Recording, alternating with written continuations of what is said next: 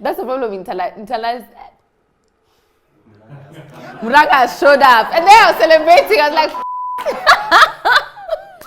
I was told I'm classless for doing. Yeah! All shows have an outro. So yes, I totally agree. Ooh. Boom! Good vibes when we get down with the tribe. It's a new age groove, one step at a time. Yeah, we move to the tune while we're set in the style. No, it is what it is. Chamu new high. Good vibes when we get down with the tribe. It's a new age groove, one step at a time. Yeah, we move to the tune while we're set in the style. No, it is what it is. Chamu new high. And it's another episode of News by the Catalyst. Life, it's a scam. You grow up and someone comes and they say sign here and sign here and sign here and essentially rob you of all your personal joy and purpose. As if it isn't enough, music and mass media and movies come in. I'm honestly a disappointed celebrity and pop culture junkie. Pop culture is where I am supposed to go to forget about all my adulting problems. But with these depictions of women, I feel like I'm out here having to do feminist critiques every time I sit down to watch an episode of TV. I absolutely hate how they do sex scenes. Listen, sex is messy and sweaty, and you might just die a horrible death if you do it in a steamy shower where you can't see well. It's what we all signed up for, but no. Movies and music videos have you out here believing that sweat looks like a nicely glazed and shimmery donut, instead of the reality where it drips as your partner asks you if you've come yet. And we haven't even talked about the only roles that African women get in these things. You either get to be a witch, a mother-in-law, and often both roles are a buy one and get one free offer. It's a solid right one and get another unoriginal TV character for absolutely free. Or you're a decorative light-skinned woman. Options there on whether you're interesting or not. Option 4 is that you're a loud and fat dark-skinned friend or a housewife who is a strong African woman. I know African women seem like superheroes because they wear capes in the form of lassos and wrappers, but let's not get it twisted. In real life, being a strong African woman gets you called a bitter feminist bitch. Another popular media trope for women is pitting us against each other, like all our interactions are out of WWE. You know that scene in music videos and movies where it's women versus women for the price of a man? I really am not the target audience because getting a man as a prize just doesn't seem like it's a win. It's more like a participation consolation trophy. It confuses me even more when this woman who stole my man is a childhood friend or close relation. Now, I know these things happen and they hurt people, but hear me out. What if we framed cheating as help? I know. In movies and music videos, they make it look terrible. You cry, you shave your hair, you eat too much or too little. But wait, don't get hot. I would honestly love to see cheating framed as helping. It's not sabotage, it's support. Look, I've heard some of your stories. Your husband comes home, he's showered and fresh and fed after claiming he was stuck in traffic for 10 hours. Now, I don't know about you, but that sounds fantastic. She even texted to ask him if he got home safe. It's brilliant. And if it in fact was your best friend or your relative, it's even better because they know how you prefer to have his laundry ironed. Relationships are not the only situation where there must only be one woman, and if there is more than one woman, then we expect them to fight. No, this stretches all the way out into other themes and areas. There can only be one woman rapper because a cluster of women supporting each other or seeming to be successful in a specific field is simply very bad entertainment. I feel like they make me feel inadequate for not fighting my hairdresser for making one of my cornrows too tight. And if there's a woman doing extremely well in the rap industry. Then even after working for 10 years and being Nicki Minaj, she still gets called a woman rapper, or it gets too confusing for people to remember who you're talking about. As always, we are profiling vanguards of their respective industries and expertise. Today we have the amazing Muthoni DQ, who needs absolutely no introduction from me. She has not only created space for herself to flourish in the music industry, but has done the same for others. We also have Rozan Ahmed, who is a global activist and a global manager of amazing musical acts. By now you should be used to me. And if you're still here, I strongly suggest that you keep watching because they have amazing insights that you should be looking out for. Hello, and I am here with the ladies who have aesthetics down pat. Yes, girl. Down pat, down pat, down pat. Thank you so much for coming in, Muthoni. Thank you so much for coming in, Rozan. I had said earlier when I was introducing the segment that I do not need to introduce any of you. Oh, Very generous. thank you. Yeah. But just in case there's anything nobody knows about that you've done, do you want to introduce that and yourself at the same time? You go first. My name is Muthoni, drummer queen. Yeah. I sing. I'm a creative entrepreneur, and I'm just dope. That you are. Yes. Well, something someone doesn't know. Well, my name is Rozan, first of all. Hi. And I don't know. I'm an open book. I think that a lot of what I do is what I represent. So for those who are aware of my works, it is an entire reflection of who I am. Yeah, I mean, people would assume that I'm, diplomatic and highly professional and this air of intimidation that tends to hang over my head. That's something I'd like to shatter because I'm a human being. I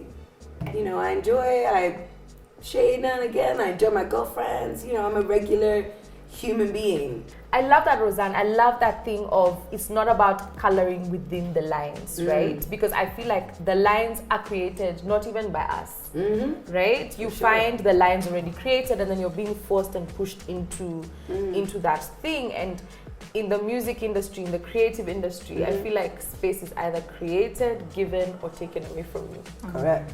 And I feel like both of you are people who don't seem to have been affected by that, or rather have done very well in creating space. And I really want to unpack that, because as Black women, as African women, there's a lot that you have to push for in the music industry. Constantly. There's a lot of demanding for space. And so I just wanted to just understand what that looks like for you, Muthoni, not just with Blankets and Wine, but with all these other new initiatives that you have in the pipeline and that you're rolling out. So for sure, in this place where we are, maybe because it's also, all of this is emerging. As the country is emerging, the people are emerging, so everything is kind of in development phase. So I really feel like actually there's nothing else to do here but take space, because the space that's been created is pretty tiny, and like you've said, it's somebody else's imagination of what should be happening. Right. And then there's just plenty of space to do whatever it is that you feel is necessary. And that's a thing that I really live by. It's when I started to make music, I wanted to make the music that was in my head. And me, I was sure the one in my head was dope. And I had to fight for the space to make the music that I liked, and then say, why can't we expand the idea of what is Kenyan pop music? Why is there this one hyper-specific idea? Thank you. And then touring showed me that any artist can be good if they're given the right environment. So make the space for artists to have the learning experience, and between the learning and their own motivation, the outcome will be dope shows, right? So that's something. Nobody taught me when I entered the music industry that women are meant to be friends. And for sure, we see it all the time, even in hip hop, they can't be two dope First they're only two. And then they can't be friends, so they have to be enemies. Right. So these are the things that we saw growing up, and I felt that they didn't correlate with the fact that I've always had a group of girls. I make friends with girls and I stay friends with girls. So then the beginning of this year I was like, actually, why is this still the narrative? So if you put a bunch of girls together and you sell them this idea that in fact female friendship is revolution, and this thing of being somebody's competition is not, if that's not your movie, if we sit together, if we share resources, if we pool money, if you songwrite with one another. And so now we are the ones who have to, like, not even pull back. I'm just not engaging with that theory anymore. I'm like, cool, that's somebody's theory about, because it's really about ownership, power, control, manipulation. I'm like, Isa, I don't need to engage with that idea anymore. I think that female friendship is revolution. I've seen it from my mom and their chamas. Like, that's when women decided we're going to own things, they end up owning those things. So that's the thing that I'm now fostering with a peer group that I've just put together. I love it. And Rozan, as somebody who's worked with Didi, Dr. Sebi, who has created her own brand, who is essentially a trailblazer in the space that you're in. I read an article where you said that for you it's about focusing on creating spaces of excellence. And not so much the narratives around pity. And you know, if you're African, the narratives around pity, they come down in different ways. You know, if you're an African woman, then the pity is done in a specific way. If you're this and that, the pity is done in a specific way. And your narrative is always just tied down to that. And for you, it's about focusing on excellence and creating networks of excellence and believing that you belong in a room. Right? And absolutely. So, what prompted you to that? Because it's not a common thing, right? It's easier to I keep telling people it would be easier for me, especially in the space that I work in, to wear an African scarf and go to global forums. I weep for the African woman. Pity PR. Pity PR. That's what it is. It's pity PR. And it's so boring. But if you walk in and you're confident and you're like, listen, I'm actually really good at what I do, and it's not because I'm a black African woman that I'm here. People react to you very differently, right? So what prompted you to that in this space? That's a really good question, Noni. Thank you. Okay, so it wasn't really a matter of choice. I kind of just, it was more acceptance rather than choosing. So, so I grew up with a crisis of identity, if I'm honest. I was too Sudanese to be English because I was a young girl from East Africa growing up in the UK. So there was that, but then whenever I went to Sudan, I was too English to be Sudanese, and then, you know, I would visit the Arab world, and over there I would be too African to be Arab, and as you know, Sudan was Arabized over 1,000+ years ago. So there's that kind of entity intertwined in the mix, and then I would come here and I would be too Arab to be African. So it was a crisis, and it wasn't until I started researching my history, Nilotic history,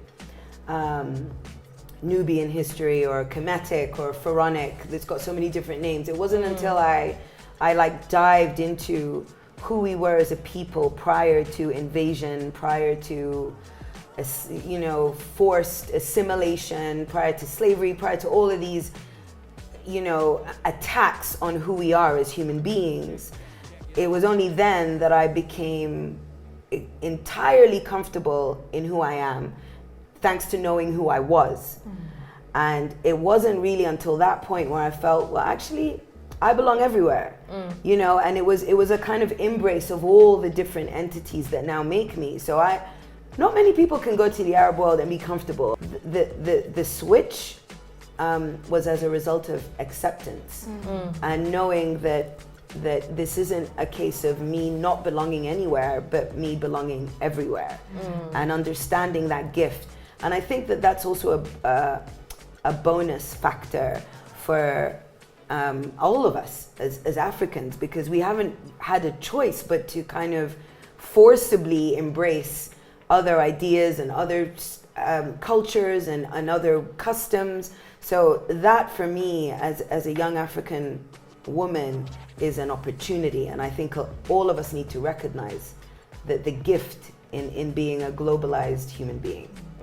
I love that. And do you know why I love that? It's because I personally have a theory. I don't believe there's any pop culture, that there's any celebrity culture, that there's any music without black culture. No, of course. It's just as simple as that. Of course. And the thing that annoys me about it is anytime there's all these global music awards and everything else, not only are black people repeatedly sidelined from the culture that they built, contributed to, but Africans even more so, right? So you've been nominated for an award, but you don't get to actually go and sit there and... Well, you're in the world category. That's what it is. Category, right? That nice token element of it all. And you know, I mean, I always wonder, do you get tired of the question of why isn't global media paying attention to us? So why aren't global awards paying attention to us? Do you get tired of that narrative? Does it get grating where you're like, of course they're paying attention to us, they're just stealing it. Kind of thing. They're stealing the culture and then deciding ignoring it, underplaying it, downplaying it is what I mean. Downplaying it.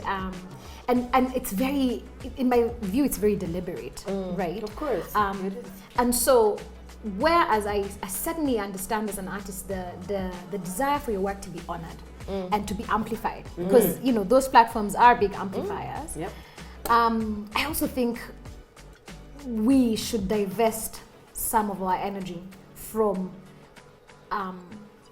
these spaces. I think we should just, I really feel that we should divest some of our energy from those places, because that has become a benchmark of how we think, right? So in my world, it would be like a Grammy, okay? So it's like if I don't get a Grammy, but it's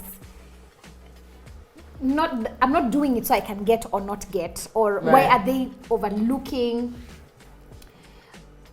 But I also understand the other thing that artists are saying is like, so what are these credible institutions that can actually uplift us and amplify us? So then going back to your original question, all I see then is opportunity, space for, okay guys, let's just build our own things.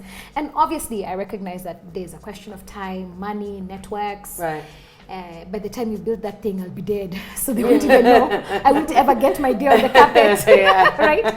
So I understand these thoughts, but I also feel like we are that generation who has to say, if we're building the infrastructure, we're building it. Africa didn't build a music infrastructure. The Sonys and the Poly, what was its name before it changed? The big labels. Polydor. Right. They're the one. They came here. They're the ones who established the printing of vinyl, of tapes. They're the ones who set up the business, the inevitable contracts. All of that stuff came. Then they left. So now, see, we build. This is just how I couldn't agree. I couldn't agree with you more. And I think that in order for us to establish the necessary institutions to build, we need to have this ecosystem in place. And the ecosystem starts with your mind. It starts with an attitude. So constantly looking and seeking validation from obvious places or spaces that do not prioritize you is a waste of time.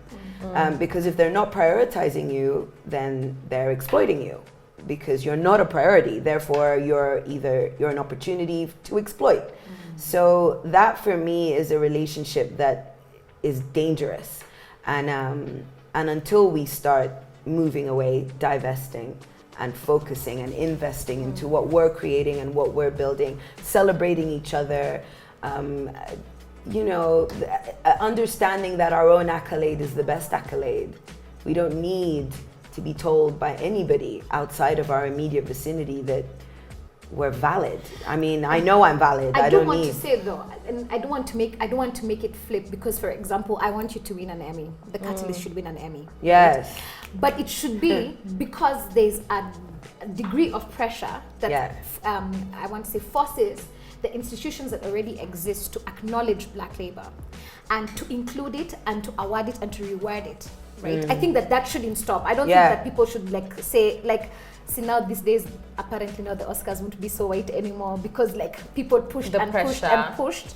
So I think there should be a pressure to make the systems that already exist inclusive. Sure. But we should divest as Africans our energy that's the benchmark of my life's work. I think it Right. would be way more valuable to figure out how do we amplify one another Exactly. and build the systems here. Yes. So then I can have it on both sides. I can go and win a Grammy, and I can also win whatever it is that I'm winning. That's that we it. build for ourselves. Partnership rather than seeking. I think for such a long time, it's never been very clear where the ownership comes from because you didn't have a digital footprint, right? So in all the claims that black people have always said, where they say, you know, rock was black, house was black. Absolutely.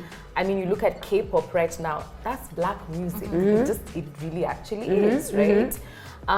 You think of salsa, you think of all of these influencers, actually black influence, which from Latin America, Caribbean, the Americas, wherever it is. And what I struggle with is, yes, you create the space. Yes, you've created the story. Yes, you have it all down pat. But if it's not documented that it came from you, it becomes a space to argue about it. It becomes a space where somebody else will be given an award or given the recognition that you have always had. I mean, I think the biggest example in recent history was Iggy Azalea, right? White Australian woman suddenly has a black scent. Absolutely. Is suddenly saving hip hop. What? Yeah. She was a whole joke. How? A whole joke. Yeah. A whole mess, which is why she's non-existent. Right. Yeah. People like her don't last long. They don't. She was an entire facade in every way. But I think it's the beginning of that erasure. But it was difficult for them to erase in this time because the digital footprint exists. Indeed. So you cannot Now actually there's evidence. Yeah, she couldn't Elvis Presley her way through. She couldn't. Right? Because For real. I mean, it's true. No, for real. And I think you're right. We as African people, from what I know and understand, we are orally driven. So our history, there's so much oral history, which is why I'm such a big believer in constantly referring to our elders for inspiration and for wisdom, because essentially we, you know, modern examples of that oral drive is hip hop music, you know, and storytelling and you know, an expression, artistic expression. So you're right. As much as we need to document, like our friends elsewhere do, it's part and parcel of a beautiful, orally driven, historical way of telling and expressing, you know? so I love that, Rozan. I love that idea of creating tapestry, right? And creating digital footprints and creating connections. I still feel like we haven't connected enough, not just as Africans, but even black people in the diaspora. Totally. And yet at the same time, I feel like it's bubbling under, right? So I'd love you to walk me through some of the interesting projects that are bubbling under, not just in Africa, but across the world. Exactly like you said, there's a sense I feel when, at least like last year on tour, when I met so many African artists, a lot of Francophone African artists, a lot of French, black artists, things that I hadn't really encountered necessarily. I definitely felt that gap for, okay, so how do we make these worlds connect? And then there is the sense also, I would say, in Black America for, okay, so maybe the cousins, let's do this conversation. So that's definitely happening. Creative projects, a lot of music, so cross-collaborating with producers and rappers of African origin from the States. And there's another one we're working on to get with Africans of African origin, but from France. So the thing that I'm finding very interesting now with the interaction with France is that there's actually an interest, a curiosity, let me call it that, a curiosity about the Africans who are not Francophone. Go. So that's been really interesting to explore, the curiosity. We are literally programming a festival called Africa 2020 as Africa Nouveau, Nyege Nyege, Electra Freak. So we've been asked to curate a festival. Well, it was meant to be, the first night would have been June 5th, then Koro happened, and so now it's been pushed into November. But France decided that this year is Africa 2020, so they wanted to explore what are the relations of Africa and France.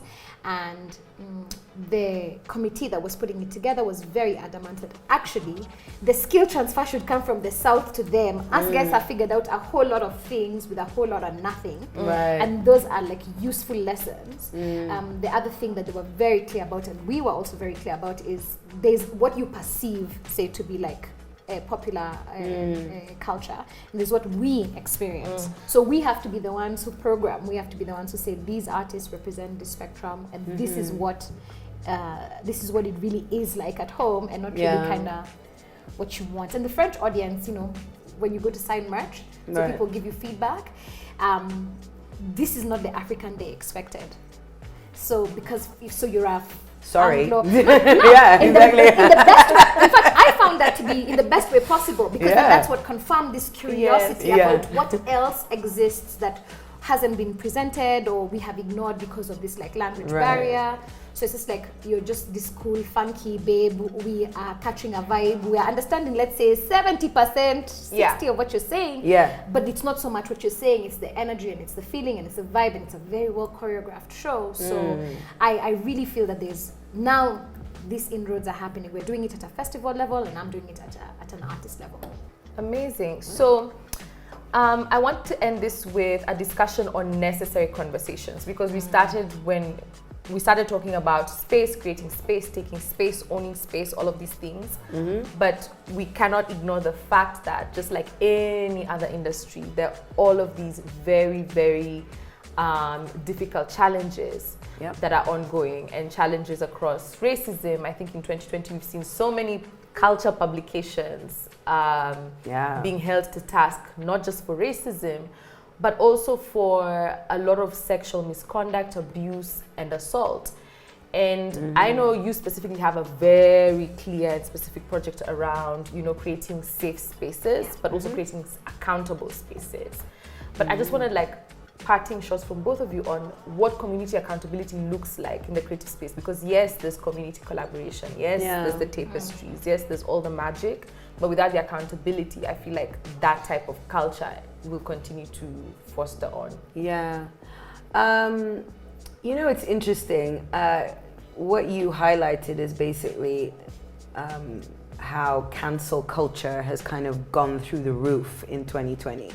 A lot of people are sitting at home and just calling out at any opportunity. Some has been very useful. You know, putting individuals or publications or moments into account to rethink and be more responsible and more considerate when it comes to, you know, inclusion, a word I despise, by the way. I really don't like the word inclusion, because for me it's like, included in what? What am I to be included in? And if I'm not happy with the current status quo, then why would I want to be included in it? So I think as much as it has been useful, this calling out, accountability kind of cancel culture moment, it's also a little dangerous, because I feel, like you said, there has to be accountability, there has to be intelligence. There's this really great quote that I read recently. So it goes along, it's along the lines of emotions without intellect will bring heat, but will not direct us to the light. So I think that is very important in terms of conversation, in terms of where we need to move as a creative space globally, because we're globalized now. Whether we like it or not, the digital space has allowed for us to all be talking about one thing, whether it has something to do with us locally or not. We will be somehow saturated, infiltrated to discuss or at least think about a global issue that's happening.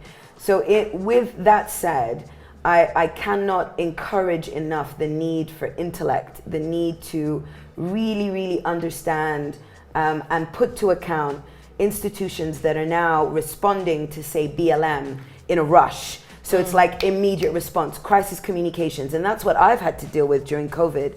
A lot of brands and individuals and establishments that I advise and work with have all been kind of crisis managing, like immediately responding, but then with a picture or with something cheap. And for me, it's, you know, this isn't about optics. This is about accountability, and it's about discovering the ways in which we can become a truly more inclusive creative industry worldwide. That's how I see it. I think that we need to focus on that. So I really agree with you, Noni, because now the question is now accountability. Yes. So me, I'm doing it on multiple levels. The first one is personally, like when you walk into a room and you want to collaborate, the first question to your collaborator is, hi, my friend, are you an abuser? This is uncomfortable. And I'm doing it now way more than I used to before. And it always puts, you know, and I'm like, it's cool. We need to discuss this. Are people on your team abusers? Because the truth of the matter is, if you build work with abusers, first, that work is going nowhere because the internet is really helping. So that work is going nowhere. So I don't want to waste my time, but I also don't want to give you, you know, some credibility, and kumbe you're just out here being that guy. Sanitization. Okay, sanitizing. Which is what Alice said. Yes. They use you to sanitize themselves. That's it. Yeah, so now it's becoming way more cheap sanitization. We're having way more of those conversations. Actually, 2 days ago with my generals and women we were working with, we were actually thinking, how do we now put this into the contract so that if we ask you a point blank question around abuse and people on your team with abuse, and then you lie, and then it comes up, there has to be actual real financial consequences. You can't just go down and then now it's just gone down. No, we want. But then I also asked, what is another place that I can solve this problem at? So it's great to, it's important and necessary to amplify and to believe in survivors, but me, I want to create less survivors. Like, can we, what can we do so that this place called survivors, they're just like less people who have to do this harrowing work? And in our industry, a lot of it, there's so many things that are just like gaps. You don't really have a contract with the producer, you're kind of getting work for free, you never really define the terms of the thing that you're getting, the what, so you lose your ownership. Then now you're putting in compromised situations so that you can get your work. When I entered the industry, those were the stories. It's been 12 years, these are the stories. So I really want to address that right from the beginning. So there's a part of that is education. There's a part of that of creating actually a safe culture of working. So studios are like in a producer's house in the bedroom. Your house in the bedroom. Like, you know, so then things around that. But the big one, and I'm sure we're going to win because so many women have come through to like say we want to support and think about this. There's no code of ethics. There's no code of conduct. Nobody taught me how to behave in studio. What has saved me all these years is that I always walked into studio with money in my pocket. Therefore, I was client. So I felt a bit empowered in those rooms because you're going to make what I want for this price that we have agreed that I am paying you. That cuts across every arm. That cuts across every arm of the creative industry, music, fashion, photography. There is no template. It's not to say that there isn't an opportunity for abuse and misconduct in that situation, but it does greatly reduce, and especially for starting out artists who just don't have like enough knowledge about how to navigate like a studio environment. So just building a code of conduct and then shopping this to the industry, because I think it's actually going to help everybody, you know, I think that's a really that's a great idea. It's also asking how do we then put in women, queer, non-binary people. There's an affirmative action that we also need around skill set. So studios are generally very male. The technical side of the music business is still very male. So engineers, producers, sound technicians, all of that is almost always male. It is, it is. So then there's a question around how do you get women into those spaces, and that's one of the work that we're doing with the incubator that we run, Perform Music Incubator, because it's like technical skills. Women actually must acquire technical skills, and when I say women, I mean queer artists, I mean non-binary artists. You must acquire those technical skills so you can also just sit in your bedroom with your computer and produce for yourself this magical thing that you're going to be done for, you know, in a studio. It's then to say to girls who already are instrumentalists, can we upgrade? Can we upskill? Can we upskill this thing so that there can be more female producers? So to very summarize what I said, I really feel like accountability at a community level has to begin with you. You, me. Absolutely. You have to be like, actually, there's a problem. I accept that there's a problem. I am complicit in the problem, and now I'm going to work to solve the problem. Yes. Because it's there, and, Yes, and it it's is. time, and it's also just goddamn time. Of course it is. Kwende, Yeah. Kwende, it's Yeah. time. Yeah, and I think people actually have no idea how consent works. I think that conduct also should apply when it comes to producing work, because that line also happens. You connect with somebody, you like them, you get on, you become friends, you do things, and then that's where exploitation comes in. So, and I personally mentor a bunch of creatives who have come to me with horror stories of work being stolen, and and then the gift and the curse of the internet and how easily it is now to just steal IP. So there's so conduct when it comes to this industry needs a lot of work. And this one I think we can solve because it's time and it's interconnected. So if we can fix studio conduct in music, we can fix studio conduct on set, we can fix it in editing suits, because it's the same thing. And I think that in fashion shoots too. Fashion shoots as well. I suspect that we're going to have a lot of support for this idea, because then it also then protects you. Okay, everybody involved. So now we know what it really is. So the way we will be pitching it is this is insurance across the board. So then I can't also turn around and say, mziki yangu iko wapi, where's my song, what happened? It's like, this is what we agreed on, this is a process. Precisely that. Love it. Thank you so much for coming in. Thank you. If it was up to me, it would have been like the first time I met Rozan and we just spoke for hours. Literally, we could. Yeah, hours. There is so much to go over. So much work. Yes, so much work. So much inspiration. Yeah. So much to fix and mend and put together. Right. But thank you so much for your time today. Absolutely. Yes. Absolutely. It was fun. I enjoyed it. Let's have more. Let's do more later, privately. Let's do it. Advise when we get I'm so happy. I was like, today's a good day. It's a good day.